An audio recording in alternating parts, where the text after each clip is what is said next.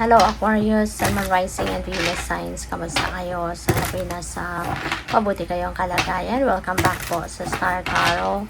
At kung bago kayo dito, welcome din po kayo. Please subscribe, like, share my videos, and leave me a comment po kung naka-resonate po kayo. Thank you. So, first card ni Aquarius, we have the Queen of Pentacles. Napakaganda, napakaswerte, napakasaya, diba? Ninyo sa ngayon. Kasi si Queen of Pentacles, this is abundance and prosperity energy. So, pagdating sa money, career, and finances, napakagandang message yan sa inyo. Kasi ibig sabihin na meron ditong opportunity na dadating na po pwedeng ito na yung ikakaayaman ninyo. Diba? Kasi po pwedeng this is a lucrative offer na yung offer sa inyo. Pwedeng sa trabaho, pwedeng career ninyo ito. Wherein, ito yung magdadala sa iyo sa tagumpay, no? Sa inyong financial success. So, we have the 10 of Cups. Napakaganda din nito, no? Aquarius. Kasi ano to happy family. Masayang pamilya. Maaaring isa din sa dahilan ng kasiyahan ng pamilya kasi, ayun, may blessings kayo.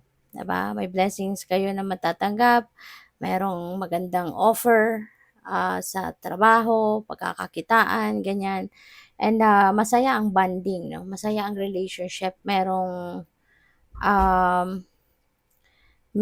ano rito, magandang harmonious ang relasyon ng bawat isa sa pamilya.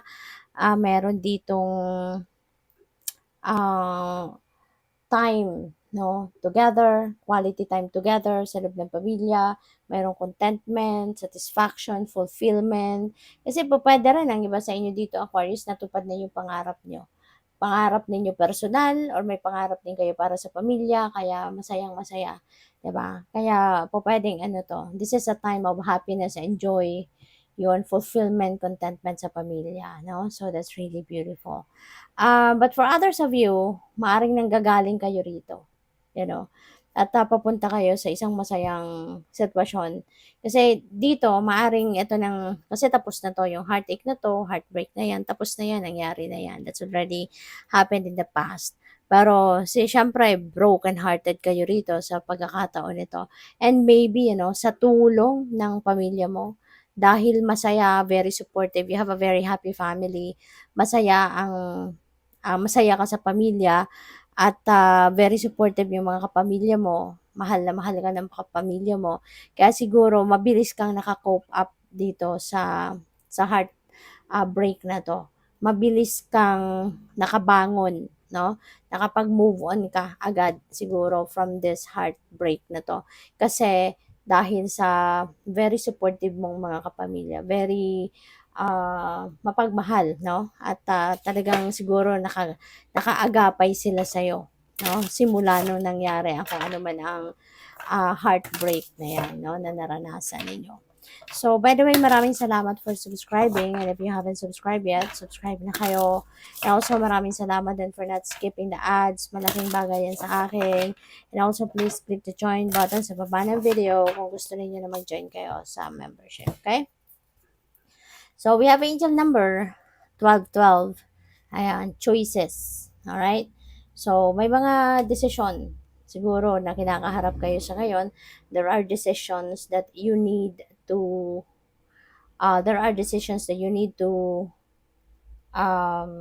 make sa ngayon, and that could be related to the opportunities, diba? May mga opportunity dito na dadating na pwedeng lucrative offers, maaaring hindi lang iisa yan, no? Baka marami sila na pwede mong pagpipilian, so that's really good. So yun, pag-isipan mo mabuti. Do not jump into a decision na hindi ninyo pinag-isipan ng maayos, ng mabuti, yung mga kaganapan na yan sa buhay niyo. Okay? So, yun. So, what else? We have angel number 69, accountability. Ayan, Aquarius. So, parang responsibility. Dito din, mapapractice din yung pagiging responsable ninyo, yung pagiging accountable ninyo, yung hindi kayo yung ipinapasa ninyo sa ibang tao, yung accountability, di ba?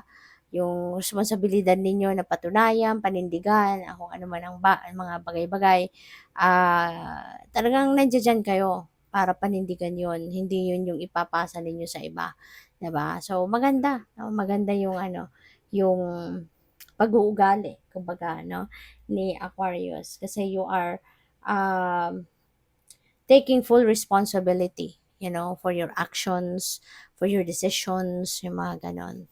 So, we have 369, compassion. Ayan. So, maawain ka din, Maawain, matulungin, supportive, 'di ba? So, siguro din, no, Aquarius, marami din ang mga umaasa sa buhay mo. Sa buhay mo, umaasa sa iyo.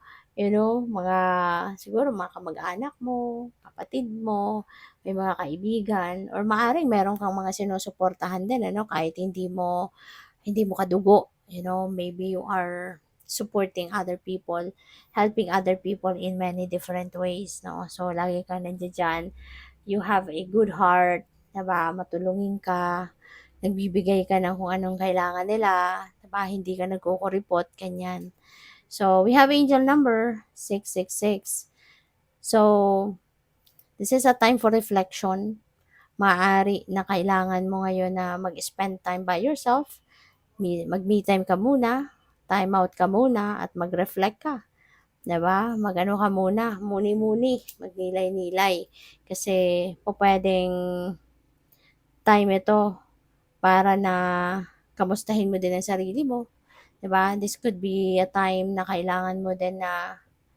um kailangan mo din na, tignan kung ano na ang mga nangyayari sa buhay mo, ano na yung mga nagawa mo, may mga goals ka na ba na na-met, may mga pangarap ka ba na natupad na, 'di ba? May mga heart's desires ka ba na nag-come to fruition na, yung mga gano'n. So it feels like, time ito para ikaw ay magnilay-nilay at magmuni-muni at tignan mo ngayon para magre-reevaluate or magre-reassess ka ngayon ng inyong sarili, kung ano na ang mga nangyari, ano na mga nagawa, ano pang kailangan gawin, what your goals are, 'di ba? Parang check ninyo ano pa yung mga ano pa yung mga ano ninyo, pinapangarap, mga ganyan, 'di ba? So, good luck.